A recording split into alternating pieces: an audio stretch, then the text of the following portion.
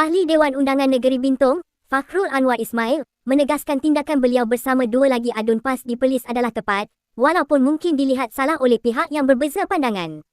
Jelas beliau, tindakan Menteri Besar Perlis, Muhammad Syukri Ramli melemahkan PAS di negeri berkenaan dan menegaskan perubahan kepimpinan di peringkat negeri adalah sesuatu yang wajib dilakukan. Tindakan kami ini, betul pada pertimbangan kami dan salah pada kelompok yang berbeza pandangan. Yang pasti tindakan MB, Muhammad Syukri, memang telah melemahkan PAS di Perlis. Wajib ditukarkan, katanya kepada BH, hari ini. Fakhrul Anwar berkata, sebarang perincian lanjut berkaitan tindakan Muhammad Syukri itu hanya akan didedahkan selepas proses pelantikan Menteri Besar baharu selesai. Tunggu selesai lantik Menteri Besar baharu, kemudian kita senaraikan, katanya tanpa mengulas lanjut.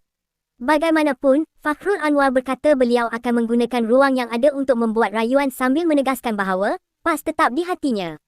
Semalam, Presiden PAS, Tan Sri Abdul Hadi Awang, mengumumkan 3 adun PAS di Perlis, iaitu Fakhrul Anwar, Saad Seman, Adun Cuping, dan Muhammad Rizwan Hashim, Adun Gua Sanji, dihentikan serta merta keahlian mereka.